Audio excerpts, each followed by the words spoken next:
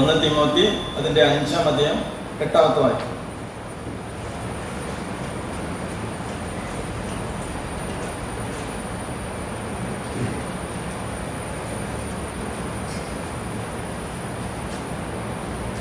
തനിക്ക് പ്രത്യേകം സ്വന്തം കുടുംബക്കാർക്കും വേണ്ടി കരുതാത്തവൻ വിശ്വാസം തള്ളിക്കളഞ്ഞ് അവിശ്വാസിയേക്കാൾ അധമനായിരിക്കുന്നു. ദൈവം നമുക്ക് എല്ലാവർക്കും വേണ്ടി കരുതുന്നവരാണ്. ദൈവം നമുക്ക് കരുതിയിട്ടുണ്ട്. ദൈവം എല്ലാം കരുതിയിട്ടാണ് മനുഷ്യനെ ഉണ്ടാക്കിയത്. എന്നാൽ നാം ഒന്നും ഉണ്ടാക്കാതെയാണ് മനുഷ്യ സൃഷ്ടിയിൽ പങ്കാളിയാവുന്നത്.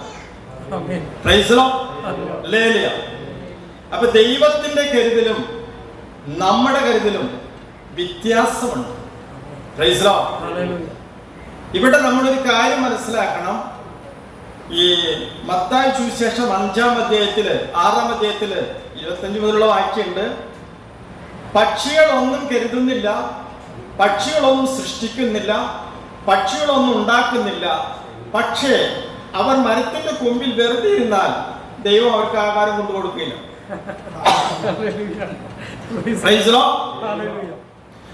അവർ പറന്നുപോയി അവർക്ക് ആവശ്യമുള്ള ഭക്ഷണം കണ്ടെത്താം.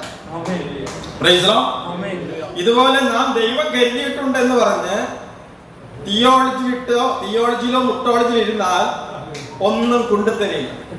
അപ്പോൾ ആരോ പറഞ്ഞു ഏലിയാവിനെ പോറ്റത്. ഏലിയാവോട് പറഞ്ഞിട്ടാണ് അവിടെ ഇരുത്തിയത്.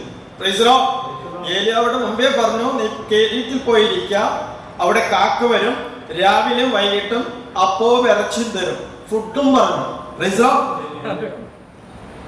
പക്ഷെ ആ വാക്ക് കേട്ട് നമ്മ ഇരുന്ന് കഴിഞ്ഞാൽ പട്ടിണി കിടന്ന് ചാവേണ്ടി വരും. 8-ാമത്തെ വാക്യം പറയണ, നീ ഇത് ആജ്ഞാപിക്ക തനിക്കുള്ളവർക്കും പ്രത്യേകം സ്വന്തം കുടുംബക്കാർക്കും വേണ്ടി.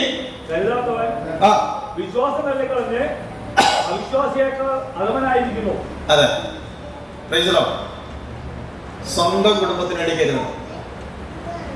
വിവാഹം കഴിച്ചു കഴിഞ്ഞാൽ എഫെസ്യർക്കെഴുതിയ ലേഖനം 5-ാം അധ്യായത്തിൽ തന്നെ പറയുന്നുണ്ട്, വിവാഹം കഴിഞ്ഞാൽ ഭാര്യയെ സ്നേഹിക്കണം, ഭാര്യയെ ബഹുമാനിക്കണം, ഭാര്യയെ പോറ്റി പുലർത്തണം. ഭാര്യ ഇപ്പൊ സ്നേഹിക്കുന്നില്ല, ഭാര്യയെ ബഹുമാനിക്കുന്നില്ല, ഭാര്യയെ പോറ്റി പുലർത്തുന്നുമില്ല. ആ കാലഘട്ടത്തിലേക്കായ ഇപ്പൊ നേരെ മറിച്ച, ഭർത്താവിനെ സ്നേഹിക്കുന്നു, ഭർത്താവിനെ ബഹുമാനിക്കുന്നു, ഭർത്താവിനെ പോറ്റി പുലർത്തുന്നു. അല്ലേ? കുറച്ച് വെള്ളം തരും. സാരില്ല, ആരുടെ വെള്ളമായാലും കുഴപ്പമില്ല, പ്രാർത്ഥിച്ചു കുടിച്ചോ. കുറച്ച് മതി.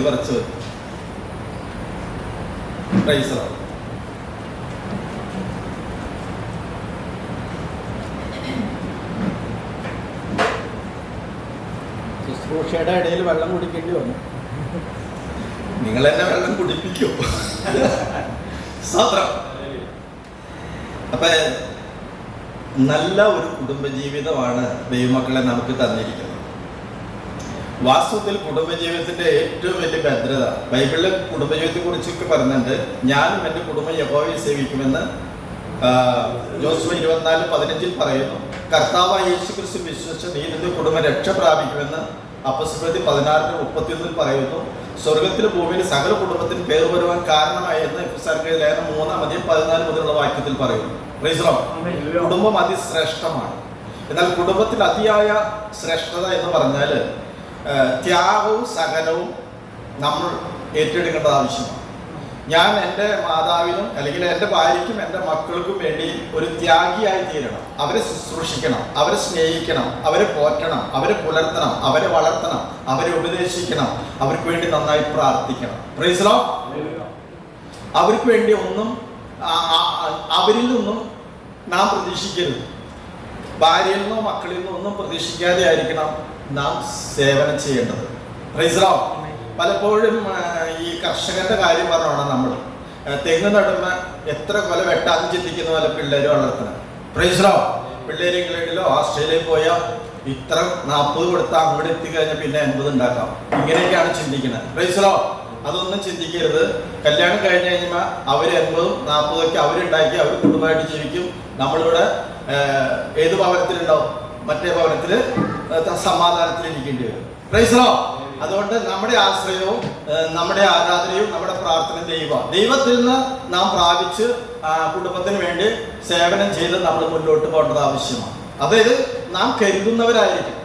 ഇനി ഒരു ശുശ്രൂഷകന്മാർ ഒരു കാലത്തുള്ള ശുശ്രൂഷന്മാർ സുവിശേഷമായിട്ട് ഒറ്റ പോക്ക് പോവുകയാണ്. പിന്നെ ഭാര്യയും മക്കളുടെ കാര്യമൊക്കെ അവർ മറക്കും. കർത്താവിൻ്റെ വേലയുള്ള കർത്താവിൻ്റെ വേല എന്ന് പറഞ്ഞ ഭാര്യനെ മക്കളും ശുശ്രൂഷിക്കുന്ന ഒരു ശുശ്രൂഷകനാണ് സഭയുടെ ശുശ്രൂഷനായിരിക്കുമെന്നാണ് 1 തിമോത്തി 3-ാം അധ്യായത്തിലൊക്കെ പറയുന്നത്. 1 മുതലുള്ള വാക്യം ശരിയല്ലേ? അപ്പൊ ഈ കുടുംബ ജീവിതത്തെ വളരെ ഭദ്രമായി സൂക്ഷിച്ചാൽ മാത്രമേ കുടുംബത്തിലാണ് യഥാർത്ഥത്തിൽ ആരാധനയും യാഗവും ഒക്കെ ആരംഭിക്കുന്നത്. ഭാര്യ ഭർത്താവ് രണ്ടുപേരെ ഐക്യമത്യപ്പെട്ട് പ്രാർത്ഥിക്കുന്ന ഏത് പ്രാർത്ഥനയെ എന്ന് പറഞ്ഞാൽ അവിടെ ഭാര്യ ഭർത്താവുമാണ്. 2 or 3 പേർ എൻ്റെ നാമത്തിൽ എന്ന് പറയുന്നത് ഒരു ആരാധനയുടെ ഭാഗമാണ്. Praise Lord. അപ്പോൾ ഒന്നിലധികം അവിടെ ആരാധന, 1, 2 ഭാര്യ ഭർത്താവ്. ഇവിടെ ഭാര്യ ഭർത്താവും തമ്മിൽ ഒരു സ്നേഹമില്ലാതെ പോവുകയാണെങ്കിൽ, ഐക്യമില്ലാതെ പോവുകയാണെങ്കിൽ വാസ്തവത്തിൽ പിശാച് ഏറ്റവും കൂടുതൽ ആദ്യം ആരംഭിക്കുന്ന സഭയിലല്ല, കുടുംബത്തിൽ. Praise Lord. ആദ്യം കുടുംബത്തിൽ തന്നെ തോന്നും. ഇപ്പോൾ ഇവിടെ ആയിരിക്കുന്ന പലരും ഭർത്താവ് ഇപ്പോൾ വിശ്വാസത്തിലില്ലാത്തവരായിരിക്കാം, ഭർത്താവ് വരാത്തവരായിരിക്കാം. സാരമില്ല, നമ്മൾ ആരാധനയ്ക്കുള്ള ഒരു സ്വാതന്ത്ര്യത്തിന് വേണ്ടി അവരോട് ചോദിച്ച് ആ പെർമിഷൻ എടുത്ത് ആരാധനയ്ക്ക് വരികയും അവർക്ക് വേണ്ടി ശക്തിയായി പ്രാർത്ഥിക്കും. അവരുടെ മുമ്പിൽ നന്നായി സേവനയും ശുശ്രൂഷയും ചെയ്യുകയും ചെയ്യുമ്പോൾ അവരുടെ ഹൃദയത്തിൽ മാറ്റം വരികയും അവർ വിശ്വാസത്തിലേക്ക് നമ്മുടെ പിറകെ വരികയും ചെയ്യും. Praise Lord. പക്ഷെ അവിടെ ഒരു മത്സരം പാടില്ല. ഭാര്യ വരാത്തവരുണ്ടാവും. അപ്പൊ എല്ലാവരും സ്നേഹത്തിൽ, പ്രാർത്ഥനയില്, വിശ്വാസത്തിലാണ് അവരെ നമ്മൾ എന്ത് ചെയ്യണം? ഉൾക്കൊള്ളേണ്ടത് ആവശ്യമാണ്. എന്തുകൊണ്ടാണെന്ന് ചോദിച്ചാൽ കാരണം പറഞ്ഞുതരാം. അബ്രാഹത്തെയാണ് വിളിച്ചത്. ഉൽപ്പത്തി പുസ്തകം 12-ാം അധ്യായത്തിലേക്ക് നോക്കുമ്പോൾ അബ്രാഹം ഞാൻ കാണിപ്പാനിരിക്കുന്ന ദേശത്തിലേക്ക് പോകാം എന്ന് പറഞ്ഞ അബ്രാഹത്തെ വിളിച്ച കൂടെ ആരുണ്ടായിരുന്നു? സാറുണ്ടായിരുന്നു. ദൈവം സാറിനെ വിളിച്ചോ. അബ്രാഹത്തെ വിളിച്ചതിന് ശേഷം സാറെ വിളിക്കണം, ഒരു കാര്യം പറയാം.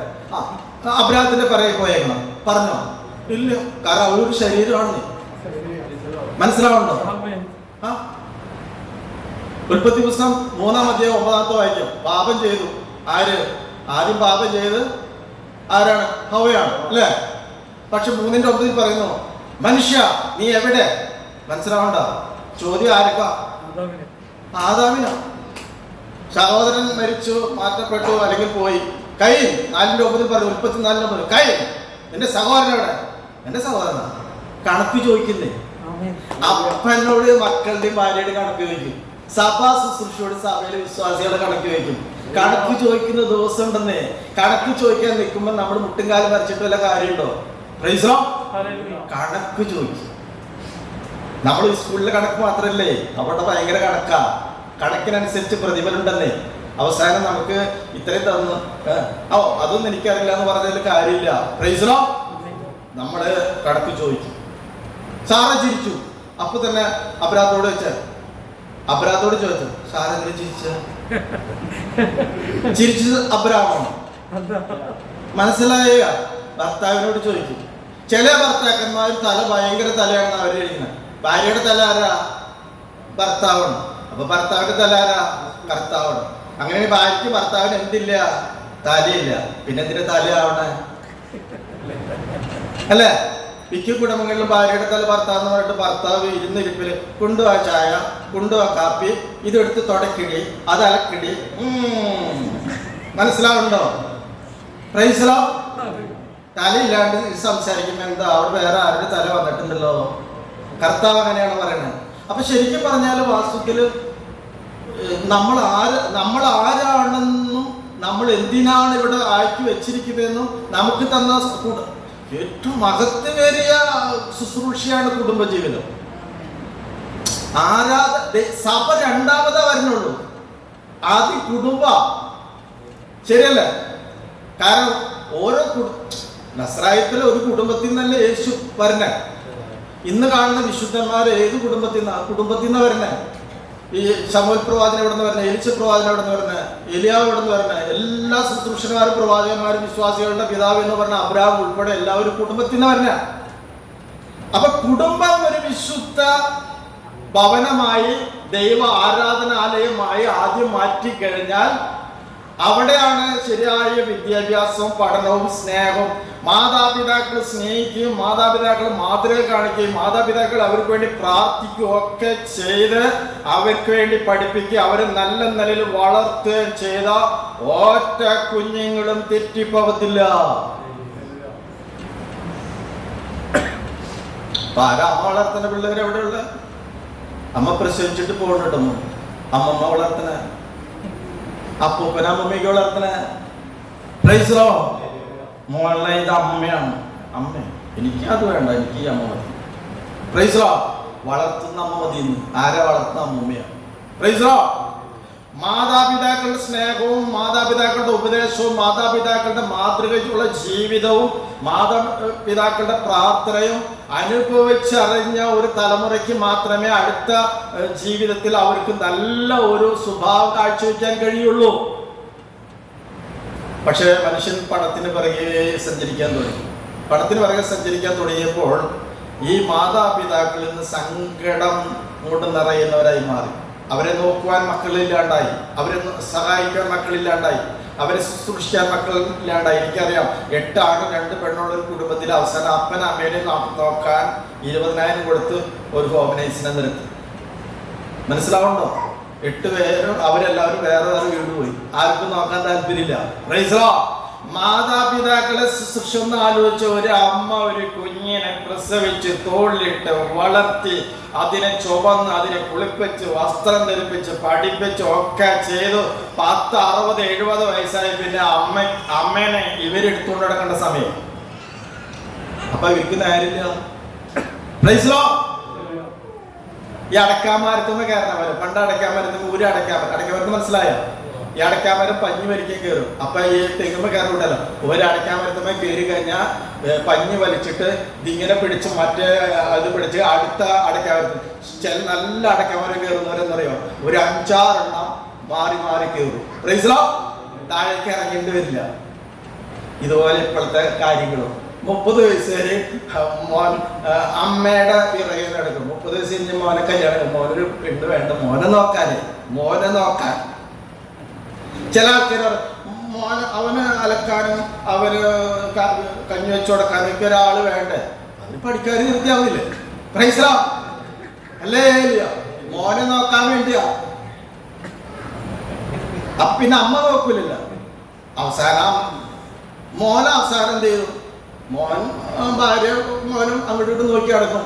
അവസാനം അമ്മേനെ നോക്കാൻ ആരുണ്ടാവില്ല, മോനുണ്ടാവില്ല. കാരണം വേറെ പോയില്ലേ. ഞാൻ പറഞ്ഞു വന്നത്, പരസ്പരം കരുതുന്ന ഒരു ജീവിതമാണ് നമ്മുടെ ജീവിതം. പരസ്പരം ആശ്വാസം കൊടുക്കുന്ന, ആശ്രയം കൊടുക്കുന്ന ജീവിതമാണ്. 127-ാം സങ്കീർത്തനത്തിൽ പറഞ്ഞു, യഹോവ വീട് പണിയിട്ട് ഇല്ല എങ്കിൽ, അല്ലേ? അപ്പൊ യഹോവയാണ് നമുക്ക് വീട് പണിത് തരും. പ്രൈസ് വീട് പണിയാൻ സഹായിക്കും. എന്നാൽ 128-ാം സങ്കീർത്തനത്തിൽ പറയുന്നത് എന്താണ്?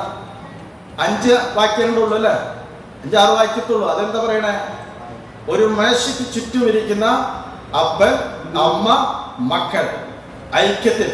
അതിൽ ആദ്യത്തെ വാക്യം പറയുന്നത് യഹോവയെ ഭയപ്പെട്ട്. ആ കുടുംബം അങ്ങനെ ഐശ്വര്യമായിട്ട് അനുഗ്രഹിക്കപ്പെടും. നോഹയുടെ കുടുംബം അതായിരുന്നല്ലോ. നോഹയുടെ ഭാര്യയും മക്കളായിട്ട് നല്ല ബന്ധം പുലർത്തിയോണ്ട്, അല്ലെങ്കിൽ നോഹ പെട്ടുണ്ടായിരുന്നായിരുന്നു മക്കളൊരു അപ്പന് വല്ല ഭ്രാന്തുണ്ട്. ആൾക്കാരും പറയുന്നത് ഭ്രാന്തുണ്ട്. എല്ലാ മൃഗങ്ങളും കയറുമ്പോ ആ പിള്ളേര് കയറുമോ? ആ പിള്ളേര് പറയും ഞങ്ങൾ കയറില്ല, ഞങ്ങളുടെ പെണ്ണുങ്ങൾ ഇവിടെ ഉണ്ട്, അവരുടെ വീട് ഞങ്ങൾക്കുണ്ട്. അപ്പൻ പെട്ടത്തിൽ കയറി ഇരുന്നോ? പ്രൈസോ. അപ്പൊ അപ്പൻ അനുസരിക്കാൻ കാരണം എന്താ? അപ്പൻ വെറുതെ പ്രഘോഷിക്കുന്ന ഒരാളായിട്ടല്ല. അപ്പൻ പുറത്ത് പ്രഘോഷത്തിനോടൊപ്പം തന്നെ അപ്പൻ അകത്തൊരു ജീവിതം ഉണ്ടായിരുന്നു. അപ്പനും അമ്മയും മക്കളും നല്ല ഐക്യത്തിലായിരുന്നു, അവർ നല്ല സ്നേഹത്തിലായിരുന്നു. എന്നാൽ ജോബിന്റെ വീട്ടിൽ നേരെ മറിച്ച. ജോബിന് ദൈവമായിട്ട് നല്ല ബന്ധം ഉണ്ടായിരുന്നു. ജോബിന് മക്കളും ഭാര്യയായിട്ട് ബന്ധമുണ്ടെങ്കിലും മക്കൾക്കും ഭാര്യയ്ക്കും ജോബായിട്ട് അത്ര ബന്ധം ഉണ്ടായിരുന്നില്ല.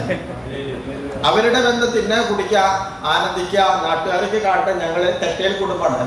സോറി, അത് ജോബിന് അത് കട്ട് ചെയ്തോട്ട എന്ന് പറഞ്ഞാല് ചില കുടുംബങ്ങളുടെ പറയുമേ ജോബിന്റെ കുടുംബം ഒരു പ്രത്യേകതയാണ്. അപ്പൊ ഇത് മൈൻഡ് ചെയ്യണം കേട്ടോ. കാരണം ഇങ്ങനോട് കുടുംബം ഉണ്ടെങ്കിൽ ആൾക്കാര് പ്രയാസപ്പെടരുത്. ദൈവം നമുക്ക് തന്നു ഇനി അടുത്ത സമയത്ത് നമ്മൾ ഇവിടെ ഉണ്ടോന്നറിയില്ല. ഞാൻ 1999 ലത്തൂർക്ക് പോയി. CMI സഭയുടെ ആ കാലഘട്ടത്തിൽ ഒരു വണ്ടി ഓടിച്ച് പോയി. ഒരു ഡ്രൈവറായിരുന്നു. അപ്പൊ വണ്ടി ഓടിച്ച് ലത്തൂർ പോയപ്പോൾ 30,000 പേർ ഒറ്റ രാത്രിയിൽ പുലർച്ചെ 3 മണിക്കും 4 മണിക്കുള്ള ഭൂചലനത്തിൽ മരിച്ചു. ആ സ്ഥലത്ത് ചെല്ലുമ്പോൾ ആ സ്ഥലത്തുള്ള ചലനങ്ങൾ ഇടയ്ക്കിടയ്ക്ക് ഉണ്ടായിരുന്നു. അത് കാണേണ്ട കാഴ്ചയാണ്. അപ്പോ നമ്മുടെ ഭൂമിയിലെ ആയുസ്സും ജീവിതവും എത്ര ഉണ്ടെന്ന് നമുക്ക് അറിഞ്ഞുകൂടാ. എന്നാൽ ഒരു കാര്യമുണ്ട്, ആയുസ്സുള്ള കാലം മുഴുവനും നമ്മൾ ആ ദൈവവുമായിട്ടുള്ള ബന്ധത്തിൽ ഇലക്ട്രിക് ട്രെയിൻ പോലെയാണ് അല്ലെ. ആ കമ്പിയായിട്ട് ഒരു ബന്ധം ഇല്ലെങ്കിൽ എന്താ പറയാ, കുറച്ച് നേരം മൂവി അല്ലേ ഇങ്ങനെ പോകും. അത് അവിടെ നിൽക്കും. കാരണം എന്താ പറയുക, ബന്ധമില്ലല്ലോ. ഇതുപോലെ ദൈവമായിട്ട് നമുക്കൊരു ബന്ധമുണ്ടെങ്കിൽ നമ്മുടെ വിശ്വാസ ജീവിതവും നമ്മുടെ കുടുംബ ജീവിതവും ഭദ്രമായിരിക്കും. നമ്മൾ നന്നായി പ്രാർത്ഥിക്കണം. ഞാൻ പ്രാർത്ഥിക്കുന്നു, എൻ്റെ ഭാര്യ പ്രാർത്ഥിക്കുന്നു, മക്കളും പ്രാർത്ഥിക്കില്ല വിചാരിച്ച് ഞാൻ വിഷമിക്കേണ്ട ആവശ്യമില്ല. നന്നായി പ്രാർത്ഥിക്കുക. അവസാനം നോക്കുമ്പോൾ അവരെന്നെക്കാൾ വലിയ പ്രാർത്ഥന വീരന്മാരോ. നമ്മൾ പ്രാർത്ഥിക്കണം. പിന്മാറ്റത്തിൽ പോയ ദൂർത്തുപുത്രനെ ചേട്ടൻ കാത്തിരുന്നില്ല, പക്ഷെ അപ്പൻ എന്നും കാത്തിരുന്നു. അപ്പൻ പോയില്ല, കാരണം പോയാൻ വരില്ല. വാടാന്ന് പറഞ്ഞു അവൻ വരില്ല. അവൻ പറഞ്ഞു എനിക്കിനി മനസ്സിലാന്ന് പറയും. പക്ഷെ അവന് സുബോധം വന്നപ്പോ അവൻ ആദ്യം ഓർത്ത അപ്പനെയാണ്. സുബോധം വന്നപ്പോ അപ്പനെ ഓർത്തു, തന്റെ കുടുംബത്തെ ഓർത്തു, തന്റെ കുടുംബത്തിലെ വേലക്കാരെ ഓർത്ത്, അപ്പൻ അവർക്ക് വേണ്ടി സർവീസ് ചെയ്യുന്ന കാര്യം ഓർത്തു. അങ്ങനെയാണെങ്കിൽ അവിടുത്തെ വേലക്കാരുടെ സ്ഥാനത്തേക്ക് ഞാൻ മടങ്ങി ചെന്നാൽ എന്റെ അപ്പൻ എന്നെ കരുതും. ഇപ്പൊ സുബോധം വന്നു മടങ്ങി വരുന്നേ പലരും. ഇവിടുന്ന് പോയവരും മടങ്ങി വരും. ഞാൻ പലപ്പോഴും ചിന്തിക്കുന്ന ഒരു കാര്യം, പോയവരും മടങ്ങി വരും. പിന്നെ ഈ എല്ലാവർക്കും പോകുമ്പോൾ ഒരു കാരണമുണ്ട്. നമ്മളെല്ലാം വീട്ടിൽ നിന്ന് പോയാലും ഒരു വീട്ടിൽ ഏറ്റവും കൂടുതൽ സംസാരിക്കുന്നത് അവരുടെ ചെടുത്തി എനിക്കുമാരുടെ അപ്പനമ്മയുടെ കുട്ടികളാ. അത് കഴിഞ്ഞിട്ടാണ് അടുത്ത വീട്ടിൽ എന്തെങ്കിലും പറയുള്ളൂ. ഏറ്റവും കൂടുതൽ അപ്പൊ അവൾക്ക് വലിയതായി വലിയ കൊമ്പത്തിരിക്കണ എവിടെ വന്നേന്ന് അറിയില്ല. ഇതൊക്കെ സത്യം പറഞ്ഞാൽ ഈ കുറ്റം പറഞ്ഞാലും കൊണ്ട് അവർക്കില്ലാത്ത, എന്റെ കുടുംബത്തിൽ പലർക്കില്ലാത്തൊരു കൃപ എനിക്ക് ദൈവം തന്നില്ലേ? സ്വർഗത്തിലെത്താൻ ഒരു കൃപ തന്നില്ലേ? നിത്യജീവൻ തന്നില്ലേ? രക്ഷ ലഭിച്ചില്ലേ? ഒന്ന് ആലോചിച്ചേ. 2 കൊരിന്ത്യർ വായിക്കേണ്ട 2 കൊരിന്ത്യർ 13:5 പറയുന്നു, നിങ്ങൾ വിശ്വാസത്തിലിരിക്കുന്നു അല്ലേ? പരിശോധിക്കണം അത്.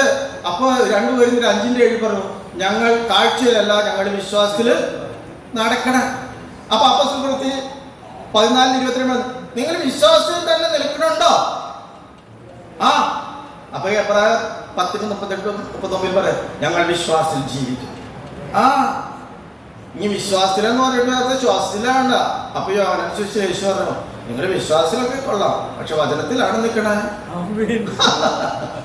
വേറെ സ്ഥലത്ത് നിങ്ങൾ സത്യത്തിലാണോ? യോഹന്നാൻ ലേഖനത്തിൽ സത്യത്തിലാണോ? വിശ്വാസത്തിൽ, സത്യത്തിൽ, വചനത്തിലൊക്കെ നമ്മളായിരിക്കണം. ഇതനുസരിക്കണം. ഇങ്ങനെ കേട്ടിട്ടൊന്നും കാര്യം കുറെ കേൾക്കും.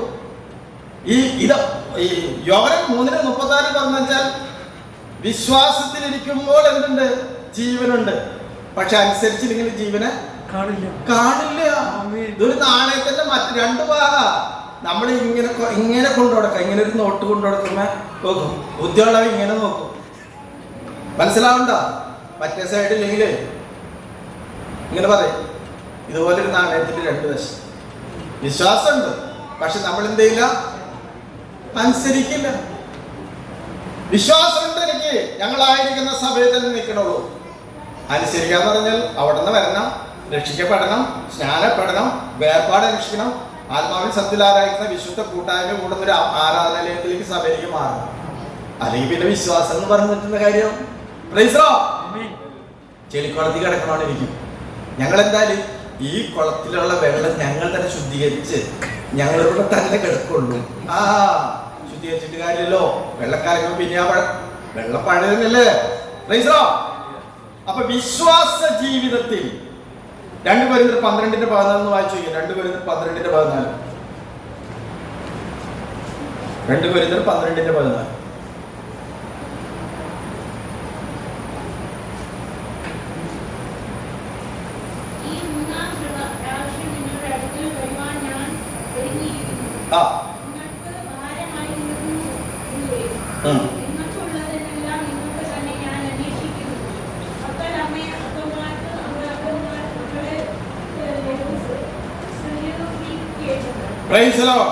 അപ്പൊ ചുരുക്കി പറഞ്ഞാൽ ആ വാക്യത്തിന്റെ കരുത്തിലാണ്, നിങ്ങൾക്കുള്ളതിനല്ല, നിങ്ങൾക്കുള്ളതല്ല എനിക്ക് ആവശ്യം, നിങ്ങളെയാണ്. ഒരു ശുശ്രൂഷകന് സഭയിലെ വിശ്വാസികളെയാണ്. ഒരു പിതാവ് തന്റെ മക്കൾക്ക് വേണ്ടി കരുതുകയാണ്. അവരുടെ എല്ലാ കാര്യങ്ങളും അവരെ സഹായിക്കുന്നവരായി തീരുകയാണ്. ഞാനിത് പ്രസംഗിക്കുമ്പോൾ ഞാൻ 10-30 വർഷമായിട്ട് ഈ കർത്താവ് വിളിച്ചിട്ട് വന്നിട്ടുണ്ടെങ്കിലും എനിക്ക് ശമ്പളം സപ്പോർട്ടില്ല. ഇപ്പൊ ഞാൻ ഇവിടെ വരും, ഇങ്ങനെയൊക്കെ വരുമ്പോൾ എന്നെ പോഡ്കാസ്റ്റ് സഹായിക്കാറുണ്ട്, അത് തങ്കച്ചുബ്രദർ അല്ലെങ്കിൽ ആരൊക്കെ സഹായിക്കും. പക്ഷെ ദൈവത്തോട് പ്രാർത്ഥിക്കും, വിളിച്ചത് നീ ആയതുകൊണ്ട് എനിക്ക് എന്റെ പണിക്ക് പോയായിരുന്നു കേട്ടോ, പക്ഷെ നീ വിളിച്ചുകൊണ്ടാണ്. കാരണം വെച്ചാൽ നിന്റെ അടി എത്ര വലുത് എനിക്ക് അറിയാലോ. കണ്ണടിച്ചോളൂ, നീ 2 കണ്ട് പോയി കുറെ നാള് ഓർമ്മയിലുണ്ടായിരുന്നു. രോഗം ഇങ്ങനെ വരുന്ന കർത്താവെ നീ എവിടെയാണെന്ന് നോക്കണ്ട. രോഗം വരുന്നതിന് ഒരു കുഴപ്പമില്ല. ഇത് പൊടിയാവും, ഇത് പൊടിയാവും, ഇത് ചീഞ്ഞു പോവും. ഇപ്പൊ ഏറ്റവും കൂടുതൽ ഇതിന് പെയിന്റ് അടിച്ചോണ്ടിരിക്കുക. പെയിന്റ് അടിച്ച് എപ്പോഴും നോക്കി ഇല്ല, ഇത് തീർന്നു പോകണം. പക്ഷെ ഇതിനകത്തുള്ള ആത്മാവിനെ നാം, ആത്മാവിന്റെ ഭക്ഷണം എന്താണ്? വചനമാണ്. ആത്മാവിന്റെ ഭക്ഷണമായ വചനം. അതുകൊണ്ടാണ് ജെറമ്യ പ്രവചനം 15:16 പറയുന്നു, ഞാൻ നിന്റെ വചനം കണ്ടെത്തി ഭക്ഷിച്ചിരിക്കുന്നു. കണ്ടെത്തി ഭക്ഷിക്കും. മത്തായി 4:4 എന്ത് പറയണു?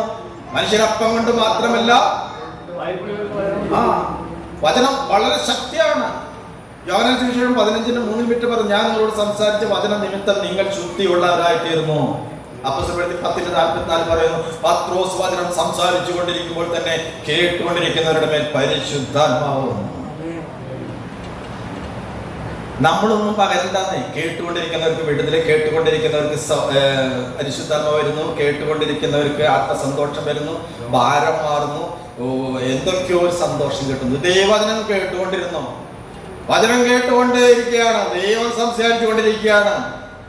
മോശയുടെ മുഖം മാറി, മുഖത്ത് ശരിക്കും പറഞ്ഞാൽ 3-4 ദിവസം ഇങ്ങനെ വചനം കേട്ട് കഴിഞ്ഞിട്ട് നമ്മളൊരാൾ പിടിച്ച് 2 ഇടി ഇടിച്ചാലും. പക്ഷെ 3-4 ദിവസം പ്രാർത്ഥനയില്ല, ആരാധനയില്ല, ഒന്നുമില്ലാണ്ടായിട്ട് ഒരാൾ ചീത്ത പറഞ്ഞാൽ മതി, ഇങ്ങനെയാണ്. കാരണം എന്താ? നമ്മുടെ കാര്യം, നമ്മുടെ അകത്ത് ദൈവം ഉണ്ടെങ്കിലേ പുറത്ത് ആദ്യം പേടിക്കുന്ന പിശാചാണ്. പിന്നെ മനുഷ്യർക്കാർക്കും പിശാചിനും ദൈവത്തെ അറിയാത്തതുകൊണ്ട് നമ്മളെ പേടിപ്പിക്കാൻ നോക്കും. പക്ഷെ നമ്മൾ പേടിക്കില്ല. എന്താ കാരണം? അകത്തുള്ളതുകൊണ്ട്. പിന്നെ നമുക്ക് ഏറ്റവും കൂടുതൽ പേടി എന്താണെന്ന് പറയാം, അകത്ത് 2 പേരില്ല, 2 പുറത്താണ്. അപ്പൊ നമ്മൾ പേടി. അല്ലേ? നിങ്ങളൊക്കെ കേൾക്കണ്ടല്ലോ, ഞാൻ നിർത്താൻ വേണം. കാരണം അധികം സംസാരിച്ചിട്ട് ബോറടിപ്പിക്കേണ്ട ആവശ്യമില്ല. പക്ഷെ വളരെ ശ്രദ്ധിക്കേണ്ട ഒരു കാര്യം എന്ന് വെച്ചാൽ, ദൈവം നമുക്ക് വേണ്ടി കരുതിയിട്ടുണ്ട്. പക്ഷേ നാം നമുക്കുള്ളവർക്ക് വേണ്ടി കരുതണം, അല്ലേ?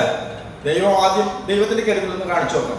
ദൈവം എല്ലാം ഉണ്ടാക്കി, എല്ലാം സൃഷ്ടിച്ചു, മൃഗങ്ങളെയും എല്ലാ പക്ഷികളെയും മത്സ്യങ്ങളെയും എല്ലാം ഉണ്ടാക്കി, ഏതെങ്കിലും തോട്ടുണ്ടാക്കി, ചുരുക്കി എല്ലാം നല്ല കണ്ടീഷനാക്കി, അവർ കഴിക്കാനോ കുടിക്കാനോ ഒക്കെ റെഡിയാക്കിയതിന് ശേഷം ലാസ്റ്റ് അവരെ മെനഞ്ഞെടുത്ത് അവരെ ഇതാക്കി കാണിച്ചോളാം. ഇല്ലെങ്കിൽ എന്തുണ്ടാവുന്നറിയോ? ആ രണ്ടാമതുള്ള അവയാണ് ഈ തെങ്ങിനാൻ വെച്ചത്. നീ കണ്ടോ? ആരോട് പറയും? അവോട് പറയാമല്ലോ.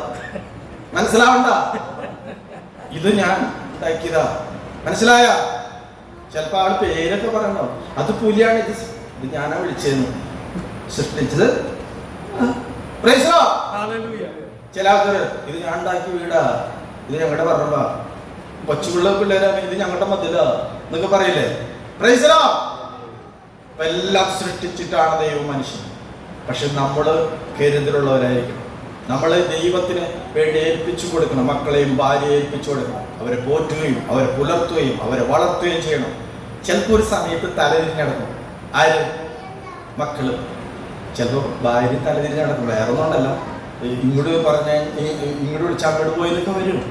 പക്ഷെ നമ്മൾ എന്ത് ചെയ്യുന്ന പറയും, നമ്മൾ ആ സ്ഥാനത്തേക്ക് നേരെ മറിച്ച് ചെയ്യും. പുള്ളിക്കാർക്ക് വിളിക്കുമ്പോൾ നമ്മൾ അങ്ങനെ ആണെങ്കിലോ, തലതിരിഞ്ഞാണെങ്കിലോ, അപ്പൊ നമ്മൾ ഇങ്ങനെ ചിന്തിച്ചാൽ എനിക്ക് നേരെ ആയിക്കോളും. ഓക്കെ, നേരെ ആയിക്കോളുന്നേ, മക്കള് നേരെ.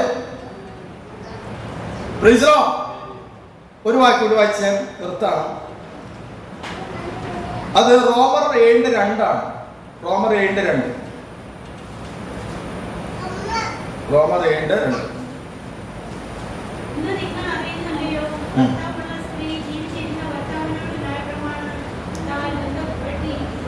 Praise the Lord.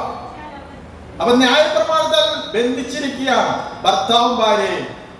എന്നാൽ ആരെങ്കിലും ഒരാൾ മരിച്ചതിന് ശേഷം അടുത്ത ആള് ഇതിലേക്ക് നോക്കാം, വേറൊരു ജീവിതത്തിലേക്ക് നോക്കാം, സ്വാതന്ത്ര്യമാകുള്ളൂ. അതുകൊണ്ട് മത്തായി 19:3-6 വാക്യത്തില് മനുഷ്യന്, ദൈവം മനുഷ്യനെയാണ് കൂട്ടിയോജിപ്പിച്ചിരിക്കുന്നത്. അതുകൊണ്ട് മനുഷ്യൻ വേർപ്പെടുത്തരുത്. Praise the Lord. മനുഷ്യൻ വേർപ്പെടുത്തരുത്. വേർപ്പെടുത്തൽ കൂടുതല, എല്ലായിടത്തും വേർപ്പെടുത്തൽ. ഭാര്യ ഭർത്താവിന്റെ പിരിഞ്ഞുകൊണ്ടിരിക്കുകയാണ്. ഭാര്യ ഭർത്തൃ ജീവിതം പവിത്രമല്ല, വിശുദ്ധമല്ല. പക്ഷെ ഞാൻ ഒരു കാര്യം പറയാം, പ്രമാണമുള്ളവർ വരും തെറ്റിക്കൊണ്ടിരിക്കുകയാണ്. പക്ഷെ പണ്ട് ഇതുപോലത്തെ പ്രമാണത്തെ കുറിച്ച് ഒരു അറിവില്ലാത്ത ആകാശത്തിലിരിക്കുന്ന വാമ്പര എന്ന് പറഞ്ഞിരിക്കുന്ന ആ മാതാപിതാക്കള് 90-100 വയസ്സും ഭാര്യ ഭർത്താവ് തമ്മിൽ എന്തൊരു ചേർച്ചയായിരുന്നു അറിയും. ഈ 2 ഇടി ഭർത്താവ് പിടിച്ചാലും 3 പ്രാവശ്യം കുപ്പിക്കണ്ണ് ഭർത്താവ് പിടിച്ചാലും ഒരു പരാതിയില്ല. ആഴ്ത്തി കുടിച്ചാലും കുടുംബം നോക്കുന്നു പറയും. മനസ്സിലായോ? ഇപ്പൊ അങ്ങനെയല്ല. ഇന്ന് മനസ്സമ്മതം, നാളെ കല്യാണം, മറ്റന്ന് ഡൈവേഴ്സ്.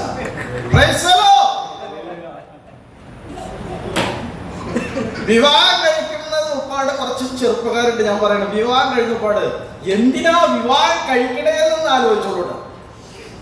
പക്വതയോടുകൂടിയും പരിജ്ഞാനത്തോടുകൂടിയും വിവേകത്തോടുകൂടിയും നല്ല ഉത്തരവാദിത്തത്തോടുകൂടിയും വേണം കല്യാണം കഴിക്കാൻ. കല്യാണം കഴിച്ച ശരിക്കും പറഞ്ഞാലും രാജ്യം ഭരിക്കാൻ വലിയ പ്രയാസമൊന്നുമില്ല. അദ്ദേഹത്തിന് ഇഷ്ടംപോലെ ആൾക്കാരുണ്ട്. പക്ഷെ കുടുംബം ഭരിക്കാൻ നമുക്ക് ആൾക്കാരില്ലല്ലോ, നമ്മൾ തന്നെ ചെയ്യണ്ടേ. Praise the Lord. അതുകൊണ്ട് വിശ്വാസ ജീവിതവും വിശുദ്ധ ജീവിതവും കുടുംബ ജീവിതവും ഭദ്രമായി തീരുവാൻ നന്നായി പ്രാർത്ഥിക്കും. നീതിമാനായ ജോസഫും കൃപ ലഭിച്ച മറിയും ഒത്തുകൂടിയപ്പോൾ പരിശുദ്ധനായ ഒരു യേശു, നീതിമാന്മാരായ ശക്രിയാവും എലിസബത്തും ഒത്തുകൂടിയപ്പോൾ നീതിമാനായിരിക്കുന്ന പരിശുദ്ധാത്മാവ് നിറഞ്ഞ ഒരു സ്നാപക യോഹന്നാൻ. പക്ഷേ അങ്ങനെയാണെങ്കിൽ ഞാൻ പറയുന്നില്ല, എന്ത് നീതിയില്ലാത്ത 2 പേര് ഒത്തുകൂടിയാൽ ഒരു അസുരവിത്ത്. അതുകൊണ്ട് വിശുദ്ധ ജീവിതം പ്രാർത്ഥനയുടെ ജീവിതമായിരിക്കണം, ഐക്യത്തിന്റെ ജീവിതമായിരിക്കണം, ഭദ്രതയുള്ള ജീവിതമായിരിക്കണം, കരുതലുള്ള ജീവിതമായിരിക്കണം. അതുകൊണ്ട് ഈ കാര്യം ശ്രദ്ധിക്കുക. ഒരു പ്രാവശ്യം കൂടി ആ വാക്യം വായിച്ച് നിർത്തുന്നു. തനിക്കുള്ളവർക്കും പ്രത്യേകം സ്വന്തം കുടുംബക്കാർക്കും വേണ്ടി കരുതാത്തവൻ വിശ്വാസം തള്ളിക്കളഞ്ഞ അവിശ്വാസികളേക്കാൾ അധമനായിരിക്കുന്നു. അപ്പോൾ ഒരു വിശ്വാസി എന്ന് പറയണമെങ്കിൽ കരുതല് ഉണ്ടാക്കണം, നന്നായി പോഷിപ്പിക്കണം, നന്നായി വളർത്തണം, നന്നായി പരിപാലിക്കണം, നന്നായി പ്രാർത്ഥിക്കണം. നല്ലൊരു മാതൃകയുള്ള ഒരു പിതാവും മാതാവുമായി നമ്മൾ ജീവിച്ചു കാണിക്കുമ്പോൾ നമ്മുടെ മക്കള് നമ്മുടെ പിറകെ വരും. ഇല്ലെങ്കിൽ ഞണ്ടിന്റെ കാര്യം പറഞ്ഞുകൊണ്ടിരിക്കും. മക്കളെ മുന്നോട്ട്. മാതാപിതാവിനോട് ചോദിച്ചു, ഞങ്ങൾക്ക് കുറെ നേരമായിട്ട് പറ്റണില്ല, കാരണം ഞങ്ങൾക്ക് മുമ്പിലൊന്ന് കാണിച്ചു തരാൻ പറഞ്ഞിട്ട് അവര് പറഞ്ഞു ഞങ്ങൾ മുന്നോട്ട് പോയില്ല, പിന്നോട്ട് പോകും.